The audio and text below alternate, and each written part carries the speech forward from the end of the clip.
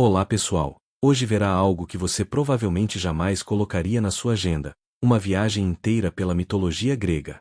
E antes que você pense, eu teria vivido super bem naquele tempo, deixa eu te lembrar de uma coisa simples, você não sobreviveria nem aos primeiros 5 minutos. Sério! Só o fato de que as pessoas usavam esterco de crocodilo como protetor solar já diz tudo. Você ia olhar para aquilo, olhar para o sol, e decidir simplesmente ficar em casa para sempre. Talvez você pense, se eu tivesse vivido na antiguidade, seria um herói. Bom, se você tivesse nascido na Grécia arcaica, teria morrido antes de aprender a escrever seu nome. Entre doenças, tempestades e deuses com humor instável, a vida ali era tipo um jogo no modo difícil, sem tutorial. Mas, por alguma razão cósmica, e talvez um pouco de nepotismo divino, aquele mundo floresceu com histórias que ainda mexem com você hoje. E é exatamente isso que torna essa jornada tão fascinante. Você vai descobrir o tipo de segredo que sacerdotes, artesãos e reis levavam para o túmulo, literalmente, porque mexer com a mitologia não era só contar histórias, era tentar entender por que raios Zeus, o CEO dos deuses, transformava as pessoas em animais por motivos completamente aleatórios. No seu lugar, eu teria muito medo de virar um gafanhoto só por olhar torto para uma nuvem. Mas antes de avançarmos, já curte esse vídeo e se inscreva no canal para não perder mais histórias como essa. E se quiser, comenta depois qual parte da mitologia sempre te deixou mais confuso, porque, convenhamos, tem muita coisa que parece fanfic escrita às pressas. Você começa caminhando por uma Grécia que ainda nem sabe que vai ser chamada de Grécia. Os mitos surgem como vento, passados de boca em boca, ao redor de fogueiras, nas oficinas de bronze, nos barcos que deslizam pelo Mediterrâneo. É curioso como, mesmo sem uma escrita difundida, as pessoas conseguiam manter essas histórias vivas, quase como se cada geração sentisse a responsabilidade de entregar esse mundo mitológico para a próxima, como quem passa adiante uma chama que nunca deve apagar. Você observa o céu. Ele não é só um céu. Para você, ou melhor, para o grego que você está se tornando enquanto anda por essas trilhas pedregosas, cada nuvem carrega um significado. O trovão distante não é apenas clima, é Zeus lembrando o pessoal de que ele tem controle absoluto sobre a meteorologia e um toque dramático impecável. E, claro, você nota como a mitologia era usada para explicar tudo. Se chove muito, é Zeus bravo. Se o mar agita, é Poseidon irritado. Se alguém desaparece misteriosamente, bom, pode ter sido Hades pegando mais um estagiário para o submundo. Enquanto caminha, você passa por agricultores que fazem oferendas pequenas, um figo, um pedaço de pão, um pouco de vinho barato, porque, naquela época, até era aceitável um lanche como pedido de desculpas. E você percebe que essas histórias começaram pequenas, intimistas. Elas não nasceram como grandes epopeias, nasceram como explicações para o caos diário. A mitologia era o Google local. Não sabe por que o sol se move? É Apolo dirigindo sua carruagem flamejante. Problema resolvido. Ciência? Nunca nem viu. Você sente o cheiro das flores, do mar, do bronze sendo moldado em forjas distantes. E tudo em torno de você conta um mito. Até o eco das montanhas, algo que hoje você sabe que é fenômeno acústico, aqui vira uma ninfa apaixonada transformada para sempre em repetição. Tudo tem alma. Tudo tem história. E você se pega rindo um pouco, porque é tanta explicação poética que dá até vontade de transformar sua conta de luz atrasada em uma criatura mística amaldiçoada. No meio dessa imersão, você lembra de um fato histórico conhecido. Os gregos realmente acreditavam que os deuses viviam fisicamente no Monte Olimpo. Não como espíritos distantes, mas como vizinhos barulhentos. E olhando para a montanha ao longe, você quase sente que vai ver Zeus passando com uma sacola de compras, reclamando dos humanos de novo. Uma curiosidade atravessa seus pensamentos. Apesar de acreditar nesses deuses, os gregos antigos também tinham uma relação muito prática com eles. Eles sabiam que os deuses eram temperamentais, mas também entendiam que as histórias serviam para ensinar comportamentos, valores e até truques sociais. Era quase uma terapia coletiva disfarçada de mitologia. Você continua avançando, deixando que a paisagem se transforme lentamente. A luz do sol reflete nas oliveiras, balançando como se acenassem para você.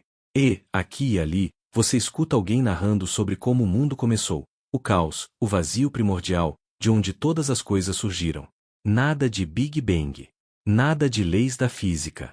Só um abismo eterno do qual, Por algum motivo, tudo decidiu brotar espontaneamente, quase como aquelas plantinhas que nascem entre rachaduras de calçada.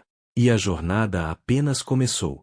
Você segue avançando pela paisagem antiga, sentindo o chão de terra batida sob os pés, e logo percebe que, para entender qualquer detalhe da mitologia grega, você precisa antes encarar o começo de tudo, literalmente tudo. E, claro, esse começo não é nada simples ou organizado. Se hoje você já acha difícil montar um móvel sem manual, imagine tentar montar um universo inteiro saindo do nada. Mas é exatamente isso que você encontra quando encara novamente o conceito primordial, o caos. Não um caos de minha mesa está bagunçada, mas um vazio amplo, silencioso, que parece respirar em volta de você como se tivesse vontade própria. Você observa esse vazio como quem olha para um abismo que ainda não sabe se engole você ou se convida você a entrar. E é a partir desse silêncio estranho que surgem os primeiros seres: Gaia, a Terra, Tártaro, as profundezas, Eros, a força da atração, e depois, quase como um eco se tornando corpo, surgem as trevas, a noite, a luz e o dia. Tudo acontecendo de um jeito tão fluido que parece que você está assistindo a uma animação criada por alguém que não respeitou nenhuma regra de física. O que, convenhamos, é exatamente o caso. Gaia, nesse instante, parece mais viva do que qualquer chão que você já pisou. Você sente sob os pés o pulsar de algo que cresce, se organiza, se prepara para gerar. É curioso perceber como os gregos transformaram a própria terra em uma mãe literal. E uma mãe poderosa, diga-se de passagem. Logo, ela dá origem a Urano, o céu estrelado, que surge sobre você como um grande manto azul profundo. Ele se estende acima de Gaia não como um fenômeno natural, mas como um ser vivo, quase consciente. E é aí que você entende como tudo começa a ficar, digamos, intensamente dramático. Porque Urano, apesar de ser o céu, é do tipo supercontrolador. E assim, essas criaturas ficam presas, espremidas, sem espaço para se mexer, enquanto você observa essa dinâmica e pensa: isso aqui é claramente um exemplo ancestral de problemas familiares. Dá quase vontade de oferecer terapia para eles. Você continua caminhando, agora com a sensação de que a própria realidade está se formando em torno de você. As montanhas sobem, os vales se abrem, e você percebe que está vendo um mito se construir, literalmente, ao seu redor. E aí surge um dos momentos mais incômodos da história. Gaia, exausta da atitude de Urano, cria uma foice de adamante e chama seus filhos para ajudá-la. A maioria foge, com medo. Mas um deles, Cronos, aceita. Você observa a cena à distância, percebendo que é aqui que tudo muda. Não há sangue na sua versão da história, porque você está aqui para dormir, não para ter pesadelos. Mas ainda assim, a tensão paira no ar. Cronos derrota Urano e liberta os irmãos. E nesse gesto, surge uma coisa fascinante: o tempo. Cronos, afinal, é a personificação dele. E você sente isso na pele, a passagem lenta, constante, inevitável. Uma curiosidade passa pela sua mente: o fato histórico de que muitos gregos acreditavam que as gerações divinas representavam eras da humanidade. Uma forma antiga de tentar compreender por que as coisas mudam tanto de época para época. Mas, como sempre, o poder sobe a cabeça. Cronos teme ser derrubado por seus próprios filhos, quase como se esse padrão familiar fosse hereditário, e engole cada bebê que nasce. Não precisa se preocupar, nada disso é descrito de forma visual. Aqui, tudo é suave, sugerido, quase como sombras passando atrás de uma cortina. Mas você consegue sentir o desconforto daquela repetição. Até que Reia, cansada, salva seu filho mais novo, Zeus. Ela esconde o bebê e entrega uma pedra no lugar dele. E você não consegue evitar uma risadinha, porque, sério, isso só funciona em mitologia. Se você tentasse trocar uma criança por uma pedra hoje em dia, seria preso antes de terminar a frase.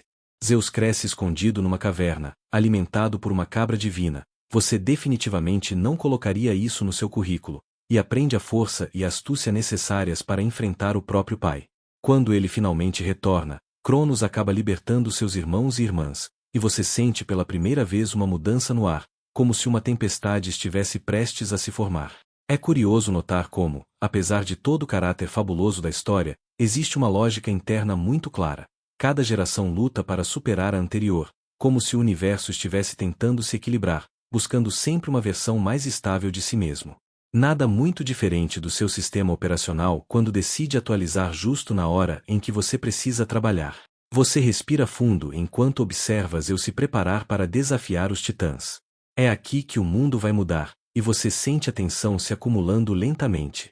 O Olimpo ainda não existe como você conhece, mas está prestes a nascer da guerra que se aproxima. E, mesmo sem perceber, você já está completamente imerso. A paisagem ao redor começa a se moldar à medida que você avança. De um lado, as sombras dos titãs se erguem, imensas, pesadas, lembrando serras inteiras empilhadas umas sobre as outras. Do outro, você vê formas mais jovens, vibrantes, os deuses olímpicos recém-libertados, ainda tentando entender seu lugar nesse universo turbulento. Você sente que está literalmente no meio de uma tensão geracional, como aquele momento em que você vai visitar a família no fim do ano e percebe que ninguém concorda com nada. Só que aqui, a divergência envolve controlar o cosmos. A Guerra dos Titãs começa de forma gradual. Primeiro, pequenos confrontos, ecos distantes, relâmpagos que cortam o céu e fazem a terra estremecer sob seus pés. Zeus, agora com o relâmpago em mãos, um presente dos ciclopes que ele libertou, ergue a arma como se ela sempre tivesse pertencido a ele. E você percebe um fato histórico conhecido. Os gregos realmente viam Zeus como o símbolo da ordem que vence o caos, uma metáfora para a estrutura política das cidades que tentavam equilibrar autoridade e convivência. Você observa a batalha não como alguém que corre perigo, mas como alguém que assiste a uma tempestade da varanda, sentindo a emoção mas sem levar um raio na testa. O chão vibra, e uma ventania inesperada passa por você, trazendo o cheiro metálico do ar antes da chuva.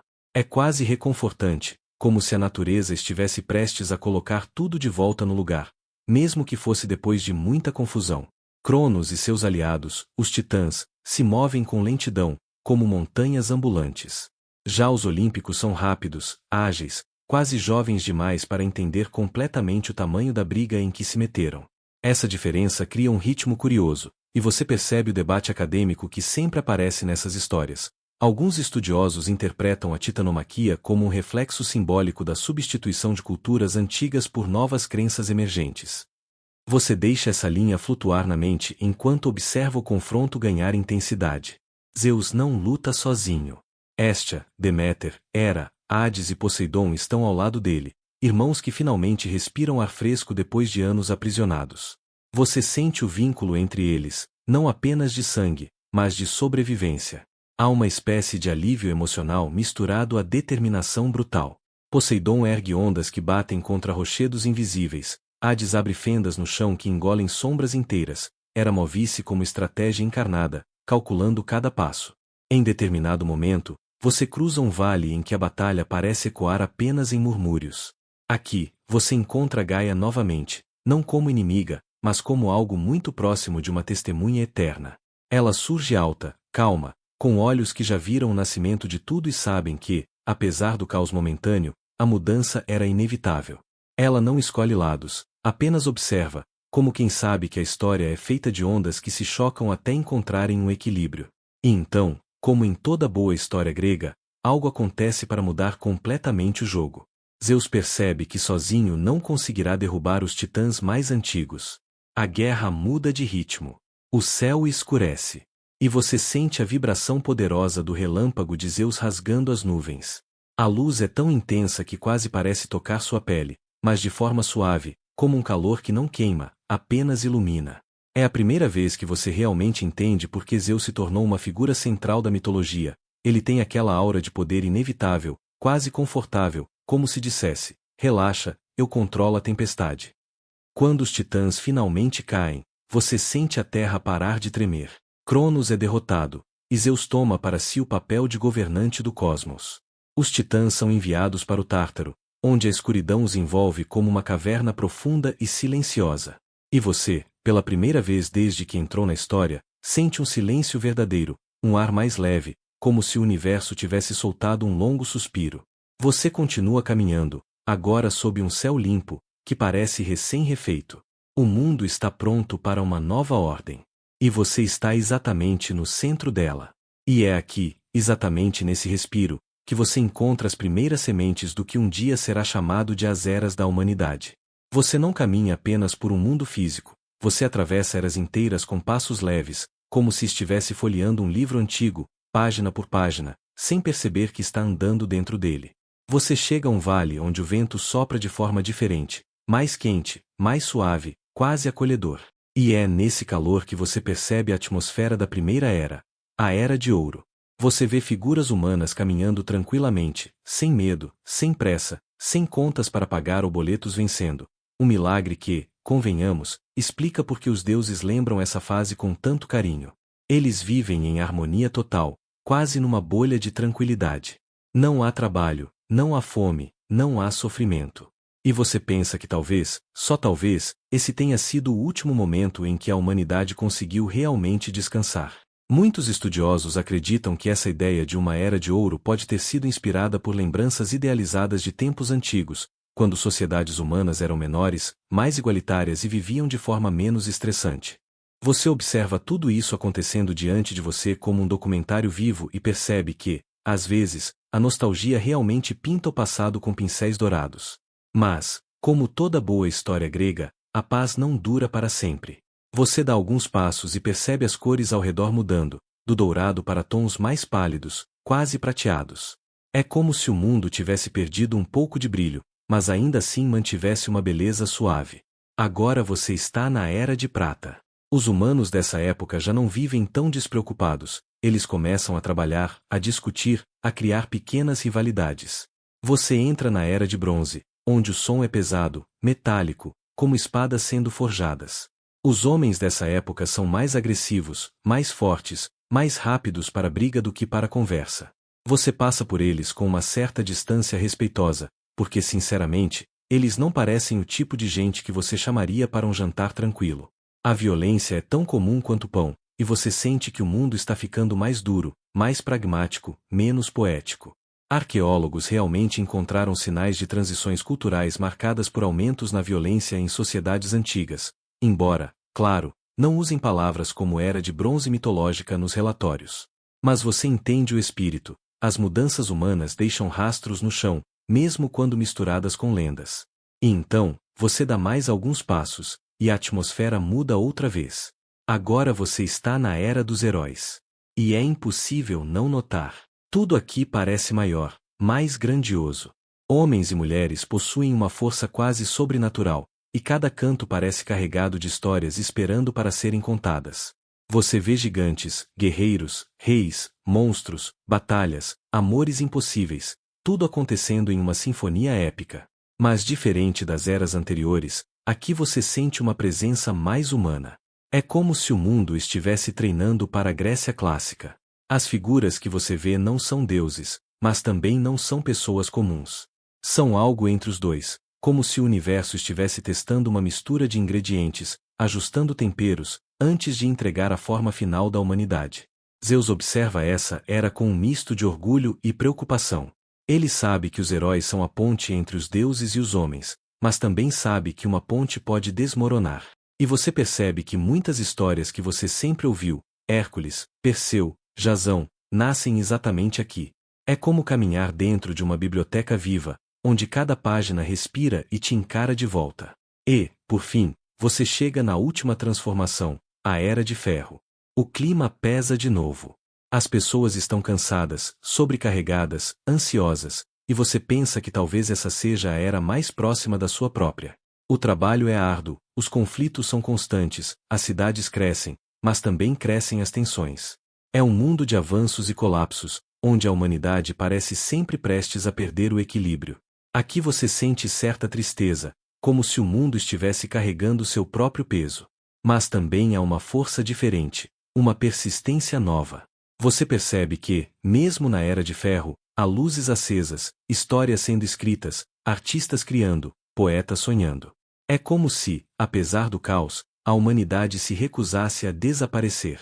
E nesse momento, caminhando por eras inteiras como quem muda de cômodo, você entende uma verdade silenciosa. Os gregos criaram essas eras não só para explicar o passado, mas para entender o presente.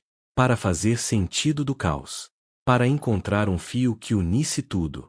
Você caminha pelo tempo até chegar diante dele, Cronos, o titã que venceu o próprio pai, mas que nunca conseguiu vencer sua própria paranoia. Ele está ali diante de você, maior do que um penhasco, mais antigo que qualquer muralha que você já viu, e com aquele olhar de quem não confia nem na própria sombra. E com razão, já que a sombra dele provavelmente também tentaria derrubá-lo, se pudesse. Esse é o nível de estresse desse ser. A cena se dobra diante dos seus olhos como se o universo tivesse decidido te levar para o exato momento em que tudo muda.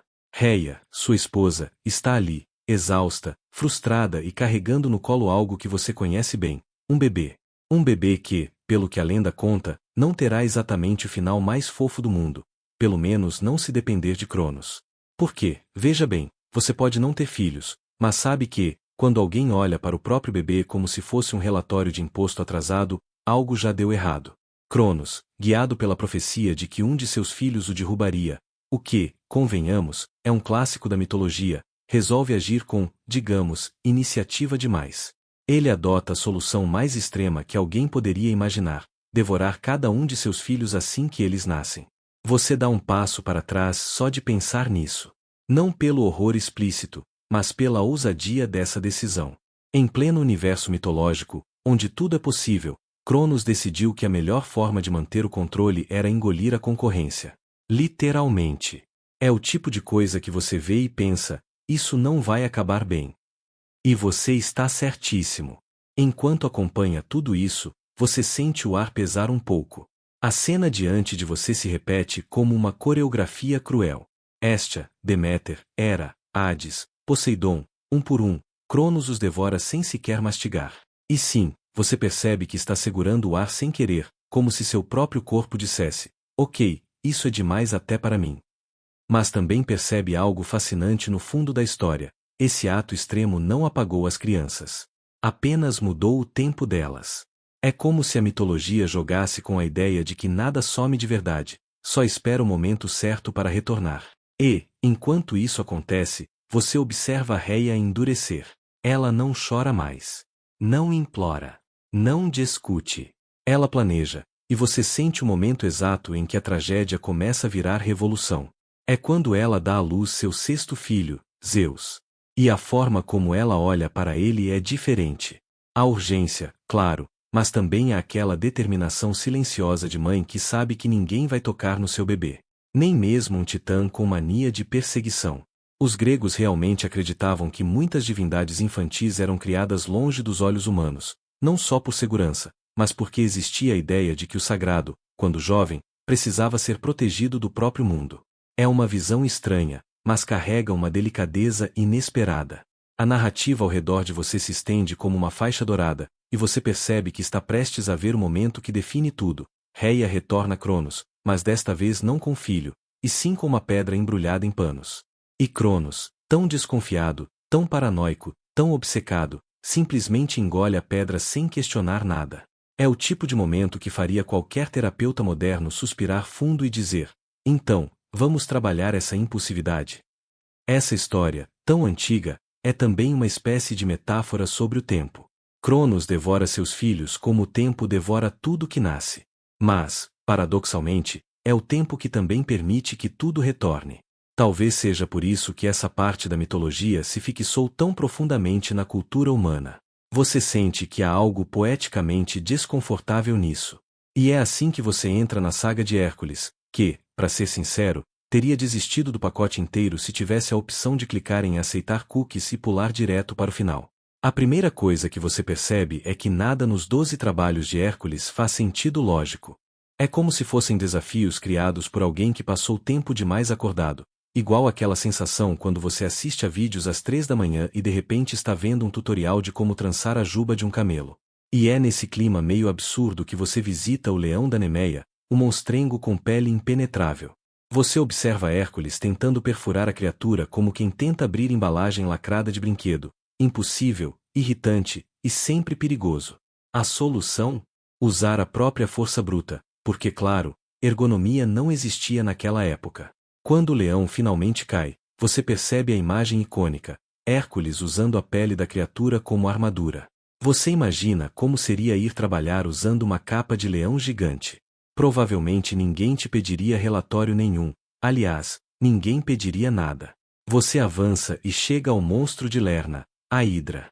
Você vê Hércules cortando uma cabeça, e duas crescendo no lugar. É como cortar ervas daninhas em quintal abandonado. Quando você acha que acabou, aparece mais.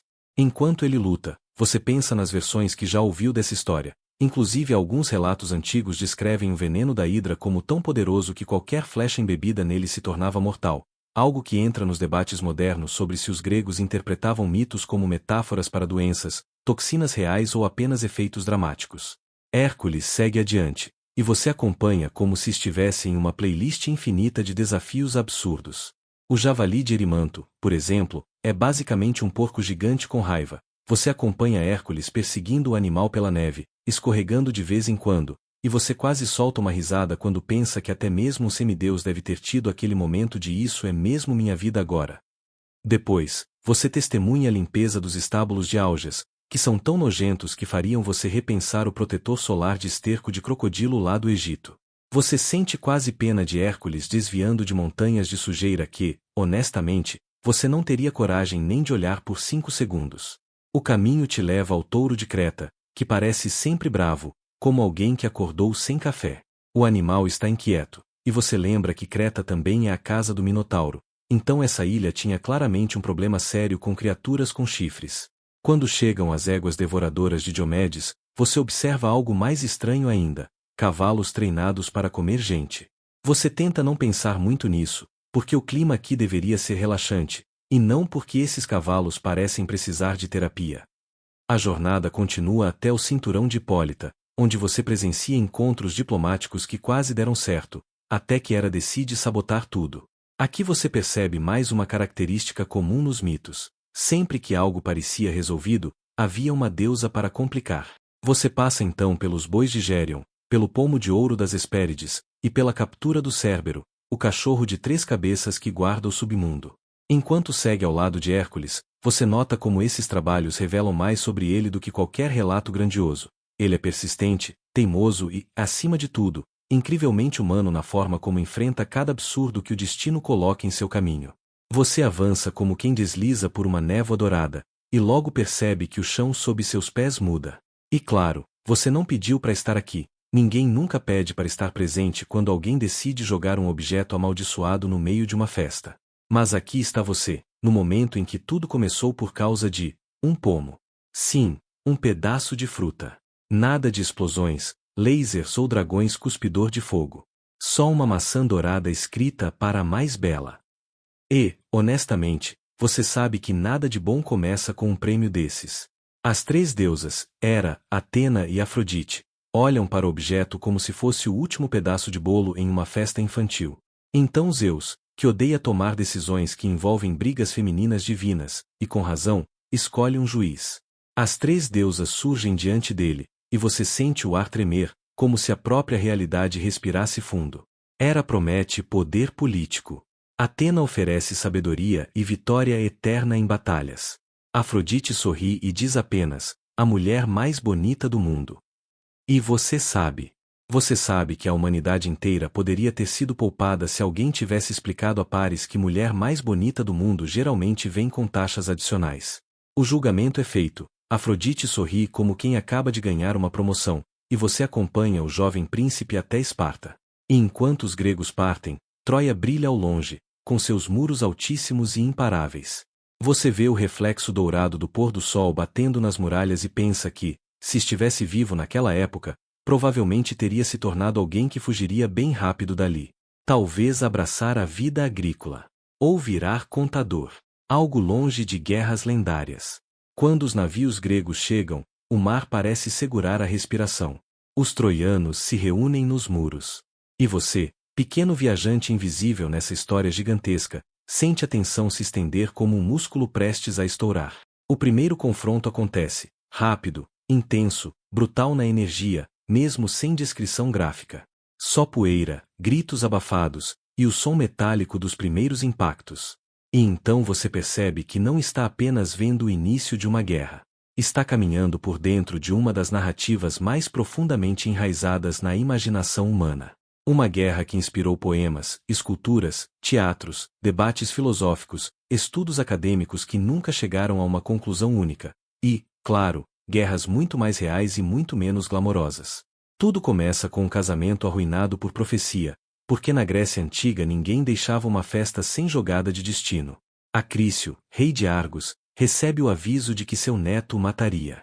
Em vez de discutir sobre previdência familiar, ele resolve resolver o problema na origem, tentar impedir o nascimento. Perseu nasce assim, quase por acidente providencial.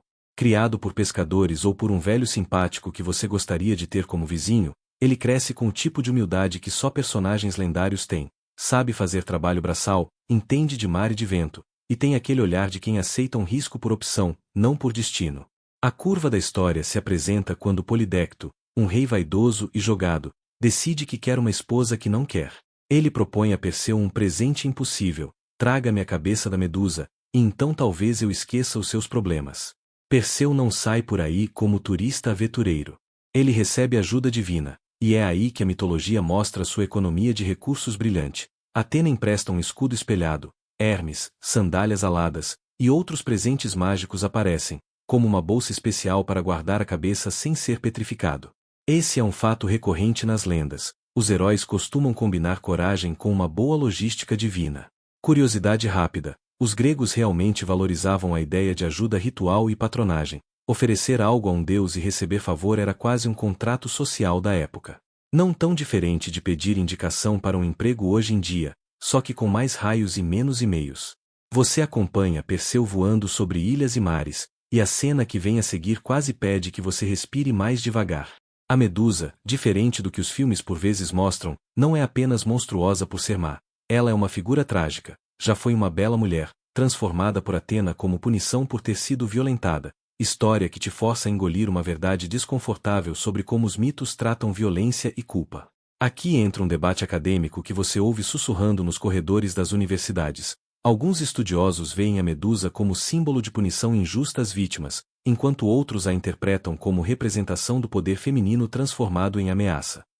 É uma daquelas frases que faz você pensar no modo como histórias antigas ainda repercutem em questões modernas.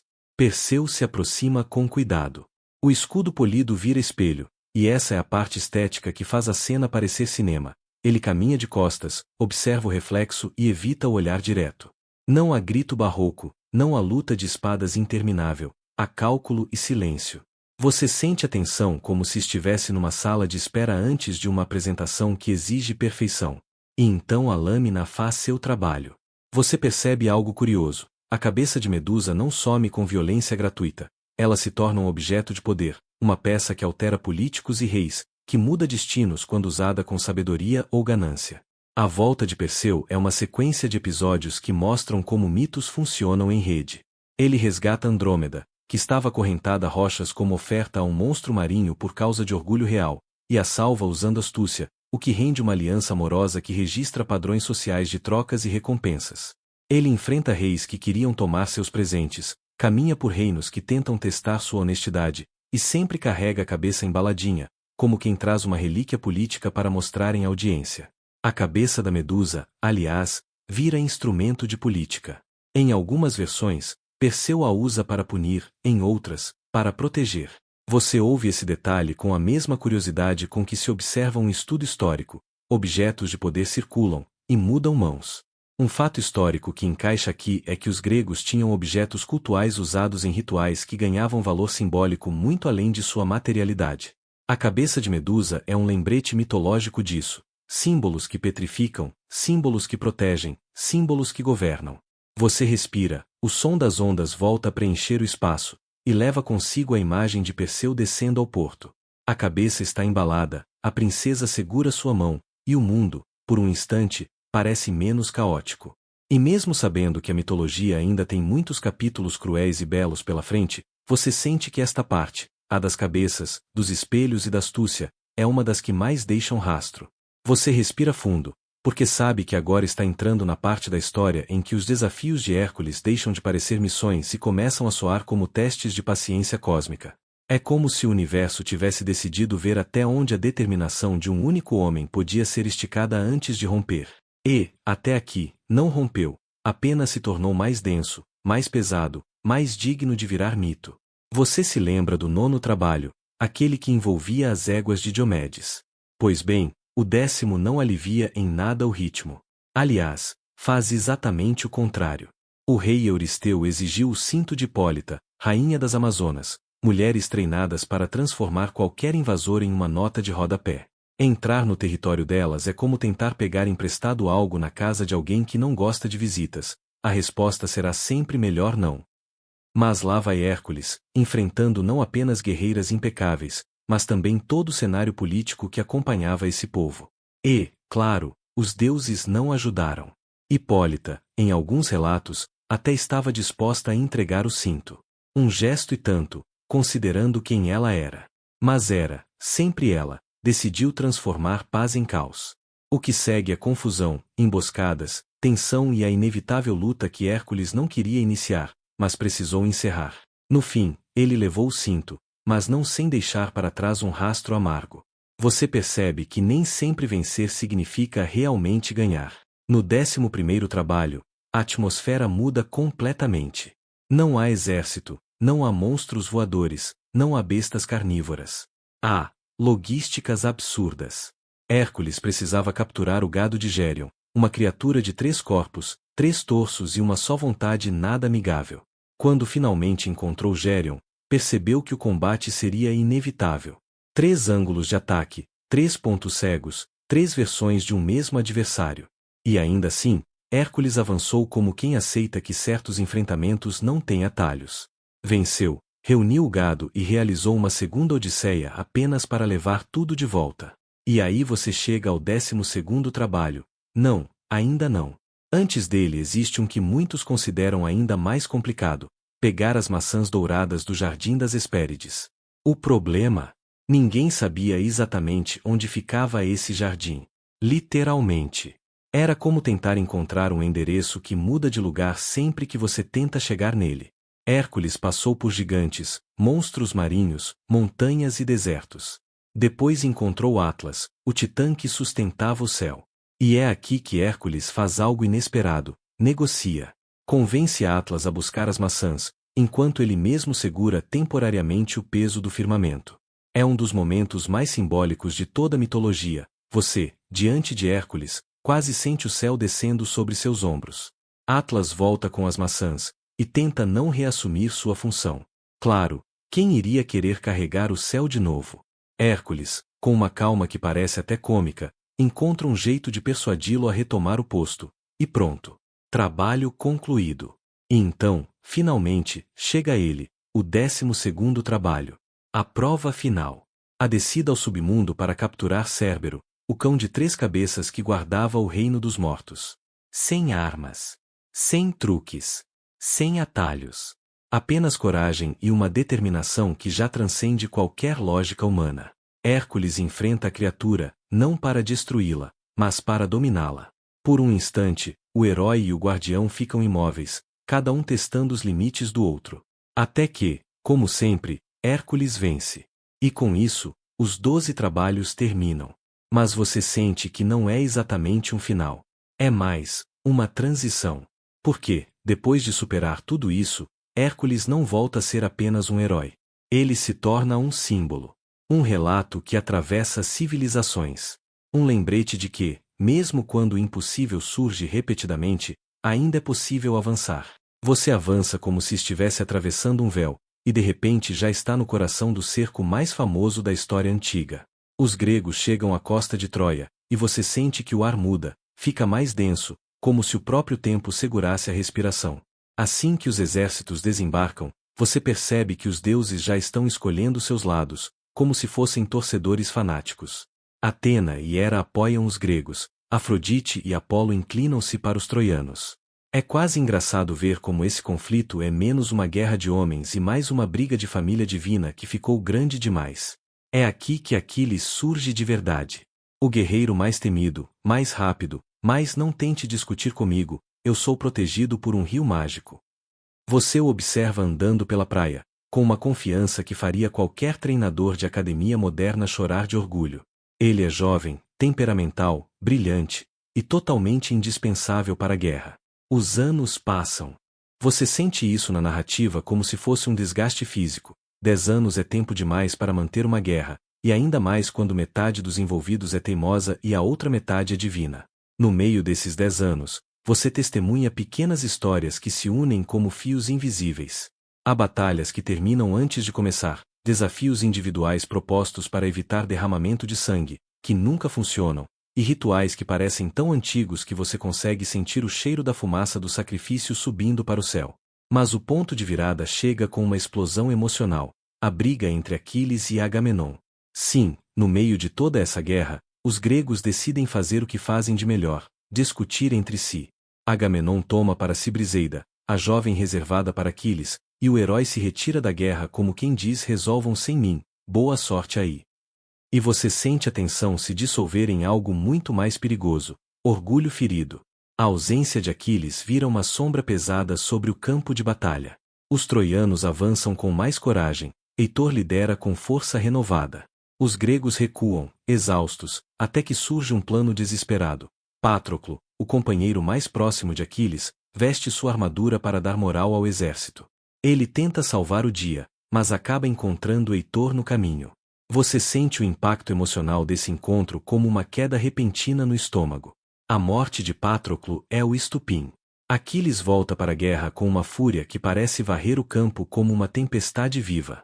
E quando ele encontra Heitor, você quase consegue ouvir o silêncio dos deuses observando. O duelo acontece diante das muralhas de Troia, um momento que atravessa séculos. É brutal, triste e inevitável. Aquiles vence, mas o custo é emocionalmente insuperável. E depois disso, algo muda profundamente na atmosfera da guerra. Troia perde sua luz mais forte, e até Aquiles carrega consigo a sensação de que toda glória vem com um preço cruel. Você continua caminhando pela narrativa, sentindo que se aproxima do fim, mas não de um fim qualquer, e sim de um encerramento lendário, construído por 10 anos de orgulho, honra, vaidade divina e decisões precipitadas que pareciam pequenas até se tornarem gigantescas.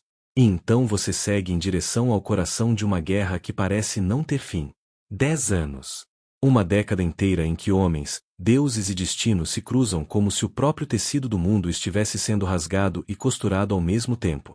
Quando você coloca os pés nas areias diante de Troia, sente o calor sob sua pele, aquele tipo de calor que te faz pensar que talvez tivesse sido melhor ficar em casa, deitado, ouvindo um vídeo relaxante no YouTube. Mas ali, não existe descanso. Ali, cada dia é um capítulo de uma guerra que se tornaria uma das histórias mais contadas de toda a mitologia. Você observa os acampamentos se formando, tendas alinhadas como pequenas cidades improvisadas, guerreiros afiando lâminas que já viram batalhas demais, flechas sendo preparadas, escudos sendo repintados para manter a moral alta. É quase uma rotina de sobrevivência. O mais curioso é como cada soldado parece viver com a certeza de que os deuses estão olhando. E não é paranoia, eles realmente estão. Alguns torcem pelos gregos, outros pelos troianos, e alguns mudam de lado como quem troca de canal na TV quando fica entediado. No centro desse caos organizado, você vê Aquiles. Ele não parece feito da mesma matéria que os outros. Há algo nele, talvez aquela mistura de fúria e honra, que o destaca de todos. Ele é o maior guerreiro grego, e cada passo dele parece ecoar como se o chão reconhecesse sua presença. Mas ele também é um homem brigado com o próprio destino. A mãe dele, Tétis, já havia dito: se ele lutar em Troia, sua glória será eterna, mas sua vida será breve. Se não lutar, viverá muitos anos, mas será esquecido. Difícil escolha. Você mesmo provavelmente optaria pela vida longa, até porque glória eterna não paga boletos, mas Aquiles tem outro tipo de ambição. O contraste disso é Heitor, o maior príncipe de Troia, símbolo de lealdade, honra e responsabilidade. Onde Aquiles é impulso, Heitor é disciplina. Onde um é chama, o outro é rocha. Você os vê distantes, cada um no seu lado do campo, como se o destino estivesse puxando os dois para um confronto inevitável. E você já começa a sentir o peso desse encontro muito antes dele acontecer. Mas antes dos duelos lendários, há uma guerra diária, flechas cruzando o céu, lanças perfurando escudos, corpos tombando nas praias e nos muros. Ainda assim, você percebe algo fascinante. Apesar de ser retratada como brutal, essa guerra tem momentos de pausa quase estranhos. Homens que matam uns aos outros durante o dia compartilham respiros de trégua à noite, enterram seus mortos, trocam presentes, conversam como se fossem apenas vizinhos separados por uma cerca de hostilidade temporária. A mitologia não esconde essa dualidade. Os gregos e troianos não eram inimigos por natureza, estavam presos a um destino maior do que eles. Ao longo desses 10 anos, você testemunha episódios marcantes. A morte de Patroclo, amigo íntimo de Aquiles, se torna um ponto de virada. É como se algo dentro do herói se rompesse. Ele retorna ao campo de batalha com uma fúria tão intensa que até os deuses hesitam em intervir.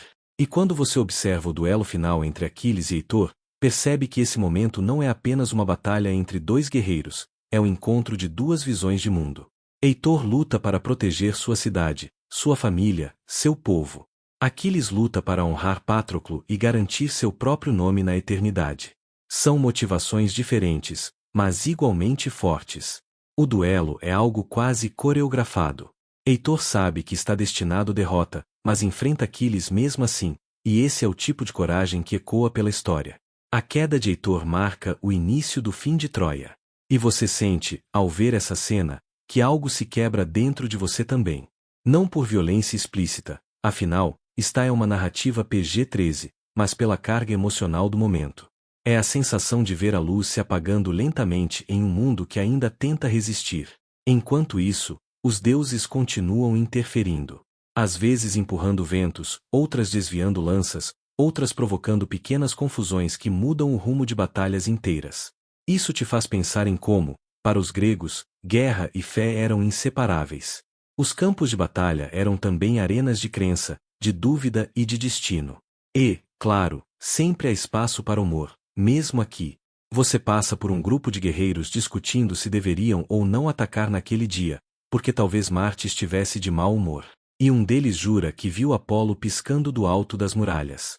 Você tenta não rir, mas é difícil. Quando o terror e o cansaço se tornam rotina, até a superstição vira uma forma de alívio. Ao final dessa década, fica claro que ninguém saiu vitorioso de verdade. Os gregos avançam, sim, mas perdem mais do que imaginavam. Os troianos resistem, mas têm suas forças drenadas aos poucos. E você entende, a guerra de Troia não é apenas sobre vitória, é sobre transformação das pessoas, dos mitos, das culturas. E é nesse clima, carregado de memórias, que você se prepara para seguir para a próxima parte dessa jornada, o desfecho que mudaria para sempre o destino de Troia e do mundo antigo. Você respira fundo enquanto a poeira da guerra começa finalmente a baixar. E é curioso como, quando o barulho das espadas some, o silêncio parece até mais pesado. É nesse silêncio que você percebe a ausência de um homem que deveria estar celebrando a vitória junto aos demais, Odisseu. Não que ele tenha desaparecido, você sabe exatamente onde ele está, tentando voltar para casa. A parte trágica é que voltar para casa na mitologia grega nunca significa simplesmente pegar um barco e remar em linha reta. Significa enfrentar monstros, deuses ofendidos, ilhas que enganam os sentidos, criaturas que devoram homens e, claro, cometer aquele pequeno erro chamado deixar Poseidon irritado. E você já percebe que Odisseu irrita Poseidon sem nem tentar muito. Basta existir. Você até sente certa empatia com o deus do mar. Porque, honestamente, se alguém furasse o olho do seu filho Ciclope, provavelmente você também transformaria a viagem da pessoa em um pesadelo eterno. Mas para Odisseu, isso é apenas o começo do retorno mais longo e mais comentado de toda a mitologia. Você o acompanha quando ele sobe no barco com seus homens, todos animados, acreditando que chegarão em Ítaca em questão de dias. Pobres almas otimistas. Em mitologia grega, essa expectativa é a mesma que achar que o Wi-Fi vai funcionar perfeitamente em horário de pico, uma ilusão temporária. Logo no início, as correntes se movem de um jeito estranho, como se o mar estivesse sussurrando não hoje. E você sente o peso desse aviso. A primeira parada é a terra onde as flores causam um tipo de esquecimento doce, quase tentador. Você observa os homens mastigando aquelas pétalas com um sorriso bobo no rosto, como quem finalmente encontrou paz após anos de guerra. Mas Odisseu, com sua paranoia saudável, percebe que aquilo não é descanso, é prisão. Ele arrasta seus homens de volta ao navio, quase como um pai puxando os filhos de uma loja de doces. Você até imagina a frase: "Vamos embora, ninguém aqui vai perder a memória no meu turno." Mas o verdadeiro desastre começa quando eles chegam na ilha de Polifemo, o ciclope gigante que só queria ficar em paz fazendo queijo de cabra. Odisseu, como bom protagonista, decide entrar na caverna do Ciclope sem ser convidado, uma prática que, aliás, nunca deu certo na história de ninguém. Resultado: parte da tripulação vira petisco e o resto vira estratégia improvisada. A cena em que eles se escondem sob as ovelhas para escapar é tão icônica que você consegue quase sentir a lã áspera, o cheiro forte e a tensão no ar enquanto o Ciclope cego tateia, quase descobrindo cada um deles. E é aqui que a arrogância de Odisseu brilha no pior momento possível. Ele não apenas foge, ele faz questão de gritar o próprio nome enquanto navega para longe. Poseidon, ao ouvir o filho chorando pela vingança, já começa a aquecer os braços para criar tempestades. E essas tempestades os levam direto aos ventos de Éolo, guardião das correntes aéreas. Ele é até simpático, oferecendo um saco de ventos para ajudar Odisseu a chegar em casa. Imagine receber um presente tão específico e pensar, isso vai facilitar minha vida inteira. Mas aí vem a tripulação curiosa, o equivalente mitológico a abrir um e-mail suspeito só para ver o que tem dentro, e solta os ventos. O navio volta para onde começou. Se Odisseu tivesse cabelo liso, teria arrancado tudo nesse momento. Depois disso, vocês passam pelo encanto de Circe, cujos feitiços transformam homens em porcos, algo que você observa com certo misto de horror e leve ironia. Afinal, alguns deles realmente não ajudavam muito. Circe, porém, acaba se interessando por Odisseu e o ajuda em sua jornada. Com ela, você aprende que até as feiticeiras temidas têm seu lado diplomático. E então vem o submundo. A descida é lenta, sombria, quase pesada demais. Você sente o frio subir pelas pernas enquanto as almas murmuram histórias passadas. É ali que Odisseu encontra Tiresias, que lhe dá instruções sobre como acalmar Poseidon e sobreviver à jornada. A cena toda tem um peso emocional que contrasta com a correria e os perigos anteriores. É como se o mundo dos mortos tivesse sua própria lógica silenciosa, e nela, Odisseu percebe o custo real da guerra. Ao voltar ao mar, você encara mais perigos, as sereias, com vozes tão belas que poderiam convencer você a abandonar tudo, Sila e Caríbdes, duas forças devastadoras que fazem até a pior tempestade parecer relaxante, o gado do deus Hélio, que seus homens matam mesmo depois de 1000 avisos, e finalmente o naufrágio que deixa Odisseu sozinho, agarrado a um pedaço de madeira como se fosse sua última conexão com o mundo dos vivos. Quando ele cai na ilha de Calipso, você percebe que, apesar da beleza paradisíaca, aquilo é uma prisão dourada. Anos se passam ali, anos em que Odisseu tenta manter viva a memória de Ítaca, Penélope e Telêmaco. Quando os deuses finalmente intervêm e ele é libertado, há um peso em seus olhos que só quem viu o mundo quebrar e reconstruir tantas vezes pode carregar. E finalmente, ele chega em Ítaca. Mas a casa que ele deixou não é a mesma. Penélope luta contra pretendentes insistentes, Telêmaco tenta manter vivo o legado do pai, e o palácio parece respirar tensão. Odisseu não entra triunfante, ele entra disfarçado, cauteloso, como quem sabe que até o retorno exige estratégia. E quando o reencontro acontece, primeiro com seu cão fiel, depois com seu filho, e finalmente com Penélope, é como se o mundo respirasse junto com você. Um alívio profundo, suave, merecido. A jornada chega ao fim, não porque os perigos se foram, mas porque ele finalmente encontra novamente o seu lugar. Você sente isso na pele. A Odisseia nunca foi sobre distância. Sempre foi sobre persistência, identidade e a sensação de pertencer.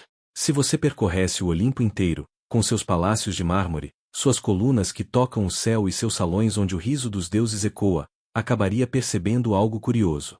Em meio a todo esse excesso brilhante, em meio ao barulho da grandiosidade, existe um canto silencioso, uma chama serena, e uma presença que não exige, não disputa e não ameaça.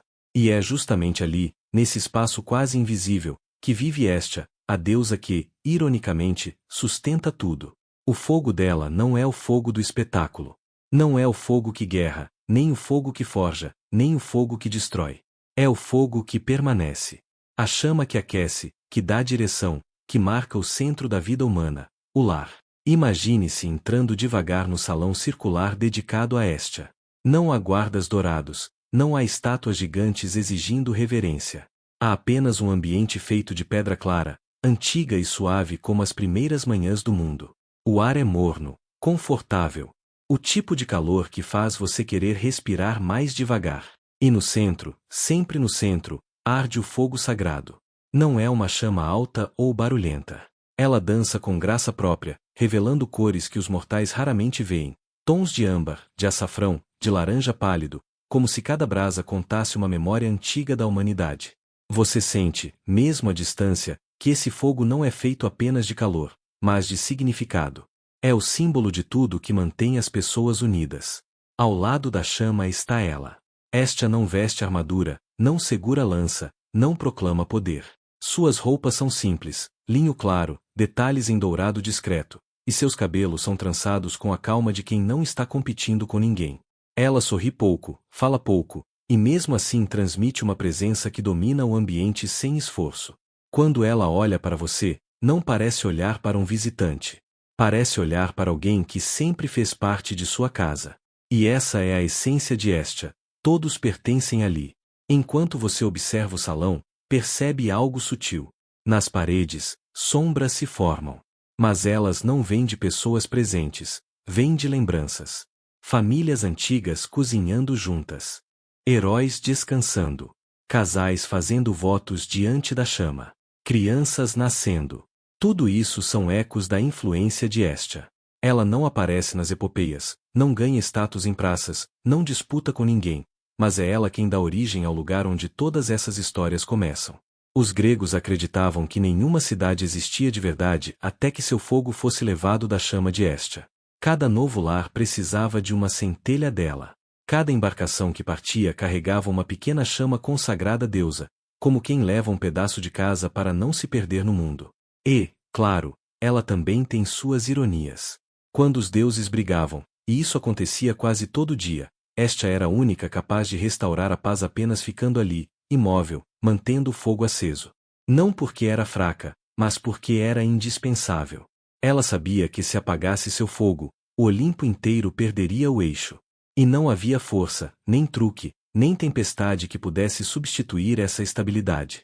Você sente isso ao observá-la, a dignidade tranquila de quem sabe mais do que demonstra. Afinal, enquanto todos os deuses competiam por territórios, fama e glória, Hestia recebia o que nenhum deles tinha, uma devoção silenciosa, constante, íntima, que atravessava gerações. De repente, ela toca a borda do braseiro com a ponta dos dedos.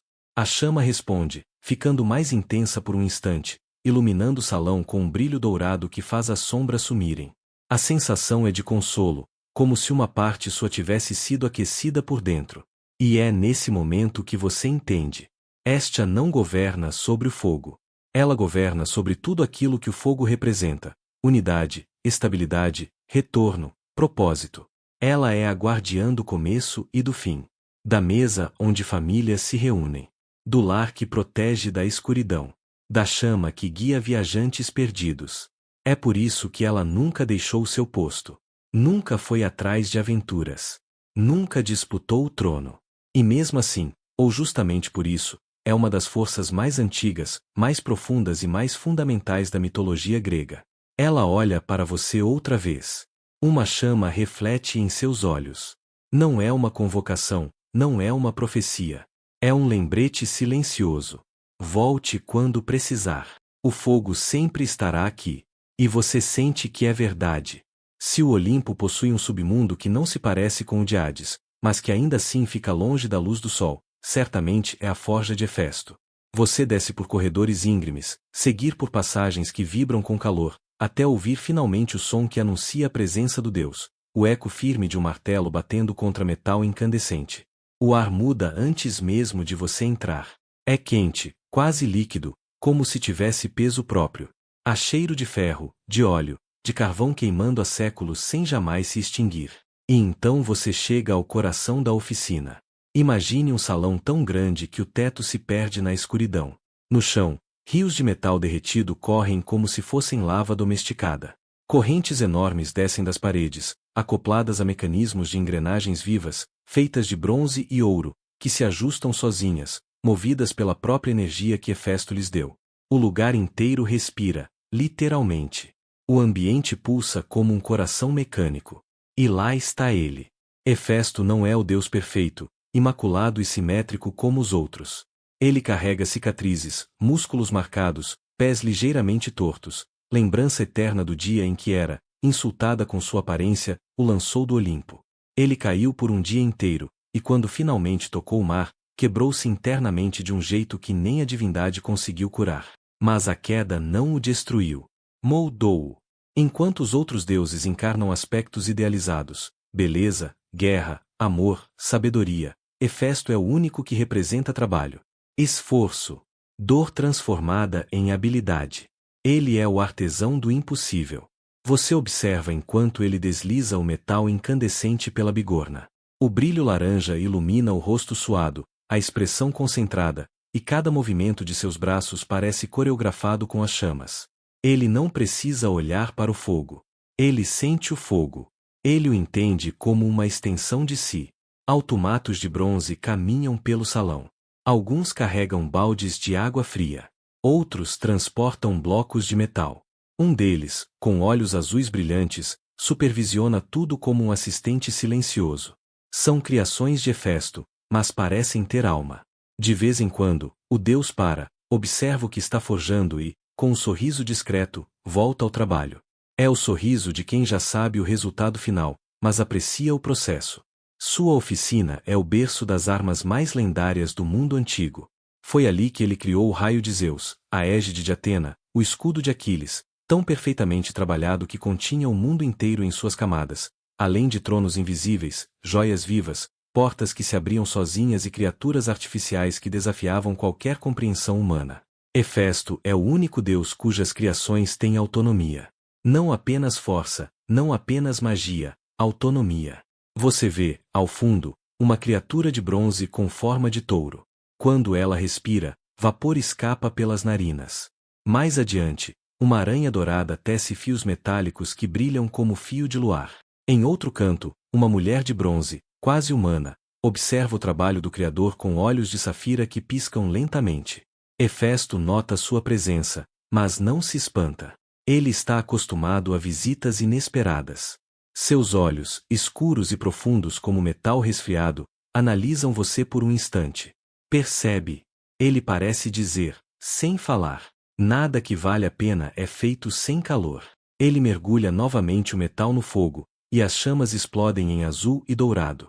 Quando ele retira o objeto, você percebe que é uma arma, mas estranhamente leve, quase translúcida. Ele gira a peça entre os dedos, satisfeito.